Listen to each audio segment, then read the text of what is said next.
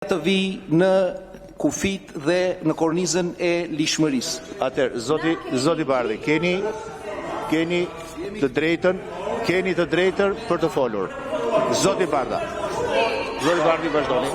Të nderuar koleg, Të mos e konsiderojmë si ikje këtë. zoti Të mos e Kokaku. konsiderojmë ikje. Zoti Koku. Atëherë, ora Zoti është Gogu. 2012. Zoti Koku. Zoti Koku. Ju Zoti nuk Bardhi, vazhdo sepse realisht kjo nuk dini çfarë kërkoni. duket se është një kërkesë, Kërkoni duket cilin se është një kërkesë sekretarin, për ju të themi bojkotuar. cilin sekretarin, Është një ikni nga kërkesë e salla. pastër për të bojkotuar. Ne Ma do do të të kaloj vazhdojmë kryetari me i kërkesën komisionit. e vazhdo zoti, vazhdo, se mbledhja vazhdon. Sipas vazhdo. vendimit, Quorumi vazhdon. Kryetari deklaroi që quorumi vazhdon, do vinë, s'kan shkuar në banjo, do vinë përsëri. Vazhdo. sipas vendimit numër 79 2021 të Kuvendit të Shqipërisë, deklarova unë. Vazhdojmë. një nga pikat që përbën objekt punës Komisionit Hetimor është verifikimi i përdorimit të dhëna personale për qëllime elektorale. Me nën çështje përdorimin e palishëm të dhënave personale, ku shteti vendosi të dhënat personale dhe sensitive të qytetarëve të administruar prej tij në dispozicion të një partie politike, konkretisht Partisë Socialiste të Shqipërisë, i njohur ndryshe si sistemi i patronazhistëve. Sipas një investigimi publikuar në 11 prill në medialapsi.al, ka arritur të sigurojë një databasë ku janë përfshirë të dhënat personale dhe sensitive të paktën 910.000 votuesve në qarkun e Tiranës, të moshës 19 deri në 99 vjeç. Dokumenti përban të dhëna personale si numrat e telefonit, numrat e kartës së identitetit, numrin e qendrës votimit, vendin e punës për shumicën e të regjistruarve dhe një përshkrim të përkatësisë politike për secilin prej qytetarëve të Tiranës, e cila praktikisht është fryti një pune monitorimi të qytetarëve që ka në themel të saj të dhënat që ne i kemi besuar shtetit. Në dokumentin e siguruar nga media pavarur lapsi.al, përkatësia politike e secilit është përshkruar me po ose me jo në një nga kolonat nga personat që janë pjesë e skemës së patronazhit. Në databasë përmbajtja e cilave përbën vepër penale janë të dhënat për 910.000 qytetarë të Tiranës, të cilët nuk i kanë dorëzuar me vullnetin e tyre informacionet për Partinë Socialiste në pushtet, por ata janë vjedhur që nga numri i telefonit, numri ID së kartës identitetit apo vendi i tyre i punës. Sipas investigimit, ky dokument është shpërndarë në kompjuterat e selisë Partisë Socialiste në Tiranë, ku bëhej përpunimi i të dhënave dhe njëjta procedurë ndodhte edhe në selitë e tjera në çdo deg të Partisë Socialiste në qarqet e tjera, duke u shpërndarë këtë skemë për të gjithë votuesit në Republikën e Shqipërisë. Nga një verifikim i thjeshtë rezulton se të dhënat e qytetarëve janë azhurnuar në muajt e fundit. Gjatë kohës së pandemisë, e-Albania ka qenë një ndër aplikacionet jetike ku secili prej nesh është detyruar ta përdor për një qëllim apo për një qëllim tjetër. E-Albania është një zyrë me një ndalesë për shërbimet online të administratës publike dhe lidh me platformën qeveritare të ndërveprimit, në të cilët janë 48 sisteme qeveritare të cilat shkëmbejnë të dhënat e tyre në kohë reale. e-Albania është krijuar dhe administrohet nga Agjencia Kombëtare e Shoqërisë së Informacionit, që është institucion në varësitë të Kryeministrit të Shqipërisë. Të gjitha dhënat personale që përpunohen nga portali e-Albania kanë qëllim vetëm marrjen e shërbimeve të ofruara nga kjo e fundit dhe në bazë të ligjit nuk lejohet transmetimi i këtyre të dhënave në ndonjë palë tretë pa miratimin paraprak të personit që disponon të dhënat. Sistemi të dhënave përfshin informacione për ministra, familjarë të tyre, drejtor, prokuror, avokat, gjyqtar, polic, gazetar të gjitha mediave në Tiranë, aktor të angazhuar apo jo në politik, personazhe të shoqërisë civile dhe tjetës publike, të gjithë në vëzhgimin e syrit të Partisë Socialiste që sheh përtej ligjit. Përdorimi i të dhënave personale dhe sensitive vjen në kundërshtim me Konventin Evropiane për Drejtat e Njerëzit, Kushtetutën, Kodin Penal, Kodin Zgjedhor dhe Ligjin për mbrojtjen e të dhënave personale. Ky krim i shumëfish me përmasa ndërkombëtare përbën një rast flagrant se si shteti i vën në dispozicion të partisë në pushtet infrastrukturën e tij të plotë në funksion të fitores së zgjedhjeve. Mbledhja, përpunimi dhe publikimi të dhënave personale dhe sensitive, për cilat askush nuk ka dhënë pëlqimin e tij për mbledhjen, përpunimin apo publikimin e tyre, përbën shkelje të ligjit, sikurse është trajtuar në disa çështje në Gjykatën Evropiane për Drejtat e Njerëzit. Nga ana tjetër, origjina etnike, bindjet, anësia politike dhe pjesëmarrja në shoqata apo sindikata parashikohet gjithashtu si një dhënë sensitive në respekt të ligjit për mbrojtjen e të dhënave personale dhe është trajtuar gjithashtu dhe gëzon mbrojtje në bazë të Konventës Evropiane për të Drejtat e Njerëzit. Nëpërmjet kësaj skeme kriminale që cënon rënd procesin e zgjedhjeve të lira dhe ndershme, në mënyrë të paprecedent janë instaluar kompjutra dhe servera në selinë e Partisë Socialiste, duke u përdorur për fushat të gjitha të dhënat konfidenciale, sensitive, personale të qytetarëve të dhëna në portalin e-Albania. Duke përdorur të dhënat personale të administruara nga shteti, Partia Socialiste ka disponuar në mënyrë të palishme të dhënat personale të qytetarëve në kohë reale, bazuar në qendrat e votimit, të tilla si a janë apo jo qytetarë të punësuar, a kanë detyrime tatimore, a kanë aplikuar për shërbime publike si leje legalizimi apo hipoteke, apo certifikata të tjera të lëshuara nga Agjencia Shtetërore e Kadastrës, a kanë paguar sigurimet shoqërore, a kanë aplikuar për leje ndërtimi, a kanë aplikuar për licenca apo leje të ndryshme. Duke shfrytzuar informacionin sensitiv të dhënave personale, si dhe administratën publike, e cila përbëhet kryesisht me persona të emëruar politikisht dhe militant Partisë Socialiste, ju drejtuan qytetarëve të evidentuar nga të dhënat qeveritare, duke u premtuar shërbime për cilat ata kanë nevojë në këmbim të votës për Partinë Socialiste. Një javë pas publikimit të investigimit nga media, me një veprim të paprecedent, Prokuria e Posaçme Antikorrupsion dhe Kundër Krimit Organizuar SPAK kërkoi sekuestrimin e pajisjeve të punës në redaksinë e lapsi.al, pasi gazetarët e portalit publikuan informacionin nga databaza elektorale e Partisë Socialiste, ku gjendeshin të dhënat personale për mbi 900.000 qytetarë të Tiranës. Lidhur me këtë skandal, Partia Politike, Partia Demokratike e Shqipërisë ka depozituar kallëzim në prokurori ndaj disa shtetasve, përfshirë kryeministrin Edi Rama, ministrin e Brendshëm Bledi Çuçi, ministrin e aso kohe të Financave dhe Ekonomisë Anila Denaj, sekretarin organizativ Partisë Socialiste Arben Plumbi, drejtoreshën e Agjencisë Kombëtare të Shoqërisë së Informacionit Mirlinda Karaçanaj, Bledar Doracaj, drejtorin e përgjithshëm të gjendjes civile, Anton Duron, drejtorin e përgjithshëm të datimeve, të cilat me veprime konkrete dyshohen se kanë konsumuar veprën penale të shpërdorimit detyrës, korrupsionit aktiv në zgjedhje, përdorimit funksionit publik për vendari politike dhe zgjedhore, përhapjes së sekreteve vetjake dhe grupit të strukturuar kriminal. Skandali me të dhënat personale u evidentua edhe në raportin paraprak të OSBE-Odirit, rrjedhja e të dhënat personale sensitive, duke përfshirë preferencat politike të zgjedhësve, përbën shqetësim serioz dhe i bën zgjedhësit vulnerabël, shprehen ekspertët apo vëzhguesit e emisionit të OSBE-Odirit.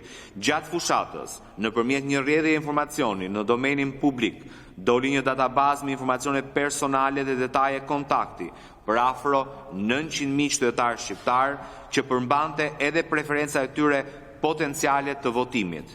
Ekzistenca e kësaj databaze në domenin publik u kufizua në mënyrë të pavarur nga OSBE-Odiri. Disa bashkëbisedues të OSBE-Odirit nga partitë kryesore politike besonin se një incident i tillë mund të konsiderohej nga elektorati si shpërdorim i të dhënave personale për interesat e partisë shtet.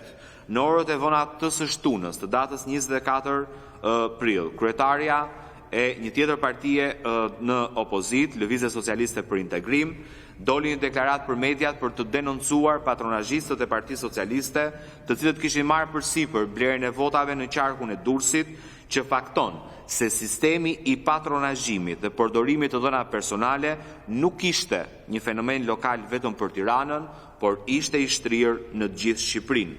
Më 17 prill 2021, Edi Rama, kryeministri i Shqipërisë, gjatë një takimi elektoral me të rinjt në qytetin e Durrësit, i falenderoi patronazhistët për punën e bërë, duke pranuar fenomenin kriminal të mbledhjes dhe keqpërdorimit të dhënave personale të qytetarëve. Pas zgjedhjeve, kryeministri rikonfirmoi të njëjtën gjë. Të njëjtën gjë rikonfirmoi edhe zëvendës kryeministri aktual, i cili në një nga seancat plenare, konkretisht ato datës 14 tetor, mori në mbrojtje përsëri sistemin kriminal të patronazhimit, duke pranuar zyrtarisht se poseduesit e këtij sistemi, pra të keqpërdorimit të dhënave personale të qytetarëve, është partia në pushtet. Në muaj ngusht, Komisioneri për mbrojtjen e të dhënave personale mbylli hetimin administrativ mbi çështjen e patronazhistëve, duke miratuar rekomandimin numër 44 datë 19/8/2021 për kontrolluesin Partia Socialiste e Shqipërisë. Komisioneri del në përfundimin se faktet dhe rrethanat e hetimit administrativ nuk krijojnë kushte për të evidentuar dhe provuar në terma dhe hapa konkret hetimi, krijimin dhe përdorimin e bazës të dhëna nga asnjë subjekt hetimi administrativ. Pra fakti që një bazë të dhënash personale sensitive ndodhet në serverin lokal të Partisë Socialiste dhe pasurimi i të dhënave është bërë në bazë të një urdhri të brendshëm të Partisë Socialiste, si dhe fakti që është krijuar një mekanizëm për mbledhjen e të dhënave personale sensitive të individëve, nuk mjaftoi për komisionerin për mbrojtjen e dhënave personale ish deputet i Partisë Socialiste. Për komisionerin, mos ekzistenca një baze të dhënash të ngjashme në asnjë territor tjetër të organizimit politik e përjashton Partinë Socialiste nga dyshimi i autorësisë. Por në vijim, komisioneri nuk përjashton mundësinë që për shkak të ngjashmërive të të dhënave, baza të jetë krijuar dhe përdorur nga nivele lokale, organizimi politiko-zgjedhor dhe ose organizime apo struktura të kandidatëve të veçantë. Mëtej, duke ngataruar qëllimisht krijimin dhe përdorimin e bazës të dhënave me rrjedhjen e saj nga patronazhist apo persona të tjerë, komisioneri gjen se mund të kemi të bëjmë me një përdorim të paautorizuar në tejkalim të qëllimit përpunimit, mund të kemi të bëjmë me mungesë të masave tekniko-administrative, ka një mangësi në nivel njohurish, apo nuk janë marrë masat konkrete për trajnimin e punojësve. Në përfundim, shkelja e ligjit dhe kushtetutës me një uzim të brendshëm partisë në pushtet, mbulohet si ignorancë ndaj ligjit dhe lehtësohet nga angazhimi serioz për të rikuperuar mangësitë e konstatuara në të ardhmen. Zgjedhjet për mbrojtje këtë shkelje shkon deri aty sa komisioneri për mbrojtjen e dhënave personale, përsëris ish deputet i Partisë Socialiste, mundohet marrë një pjesë të fajit mbi vete, duke theksuar se po rishikonte një udhëzim të vitit 2013 për përpunimin e të dhënave personale për qëllime të fushatave zgjedhore, në mënyrë që ta artikulojë edhe më qartësisht e konkretisht përgjegjësitë e subjekteve politike. Në mbyllje të hetimi që fakton shkeljen e drejtave themelore të njeriu, siç janë mbrojtja e dhënave personale, komisioneri mjaftohet me 4 rekomandime që thjesht i kërkojnë partisë në pushtet, Partisë Socialiste, të lexojë më mirë ligjin në të ardhmen. Uroj mirëseardhjen dhe rikthimin në komision të kolegëve të mazhorancës. Në përfundim, Zoti Kolçaku, unë po bëj detyrën time në zbatim vendimit kuvendit, s'kam ndërmend të iki. Në mbështetje të neneve 14B, 15.1 dhe 17 të ligjit për komisionet hetimore dhe vendimit kuvendit numër 79/2021 për të faktuar atë që konsiderohet si keqpërdorim i të dhënave personale të shtetasve për qëllime elektorale dhe që kanë Zoti Gogo. Zoti Gogo, mund të vazhdoj të lutem? Do të kërkohet ndër të tjera. Zoti Gogo, a mund ta mbaroj? Mund ta mbaroj? Jo, unë sigurisht që mund ta mbaroj. Sigurisht që unë mund ta mbaroj. Ju lutem mos ndërprisni të drejtën e deputetit për të bërë kërkesën e vet. Ju lutem kolegë mos doni zhurmusin. Po. Ullu se si jemi në ushtrik të po ullu tani në gjojnë se kom tani. Ju lutem, Zoti Bardhi, vazhdoni. Kom tani, ullu tani. Zoti Gogu, ju lutem. Mbarova dhe 2 fjali kam. Jo, zotri, jemi në mbledhje komisioni. Jo, soj. Zoti Bardhi, vazhdoni me kërkesën tuaj, vazhdoni me kërkesën, ecni me kërkesën. Mos ju lutem, deputet, koleg, mos e ndërprisni kolegun, se po ecën me kërkesën e tij. Zonja Gjulameti, ju lutem, mos nuk u mbyll dot gojën, po ju kërkoj me shumë etik që të mos shkelni rregulloren dhe të lejoni kolegët të vazhdojnë. Zoti Bardhi, vazhdoni. Vazhdoni, Do Zoti të Bardhi. kërkohen ndër të tjera, po pa u kufizuar vetëm në to, dokumenta dhe informacioneve lidhur me përdorimin në fushat të dhënave personale dhe sensitive nga Agjencia Kombëtare e Shoqërisë Informacionit e institucion në varësi të kryeministrit, nga Ministria e Brendshme, Ministria e Financave, Drejtoria e Përgjithshme e Gjendjes Civile, Drejtoria e Përgjithshme e Tatimeve, Komisioneri për drejtën e informimit dhe mbrojtjen e dhënave personale dhe sigurisht nga subjektet politike. Faleminderit zoti kryetar. Faleminderit Zoti Bardhi. Kërkesë tjetër për të dhëna prova shtesë ka Zoti Çollaku. Vazhdoni, ju lutem. Faleminderit zoti kryetar. Lidhur me verifikimin e përdorimit të fondeve publike për qëllime elektorale. Nëpërmjet verifikimit përdorimit të fondeve publike për qëllime elektorale, synohet faktohet masakra zgjedhore 25. Zoti Çollaku, më fal, një ndërhyrje të vogël. Po ju them administratës. Mbledhja ka filluar, është çelur me quorumin sipas rregullores, e deklaron kryetari. Ju do të keni detyrat tuaja për të vazhduar transmetimin e kësaj mbledhje deri në fund, kur kryetari i komisionit të deklaroj fundin e saj. Nëse do të merrni urdhra të paligjshme apo do të keni iniciativë për të ndërprerë sinjalin televiziv, do jemi detyruar të ushtroj të gjitha të drejtat e mia si deputet dhe kryetari i komisioni për gjithkënd nga ju deri në kallëzim penal. Ky është një paralajmërim që e bëj, mos u bëni pengesë as juve administrata për vazhdimin e këtij. O zonj, të lutem. Zonj, të lutem. Kush je ti që vjen këtu e na thua? Atëherë, nëse do të vazhdohet në këtë mënyrë, do të ketë një kallëzim penal për gjithkënd nga i pari deri i fundit. Zoti Çollaku.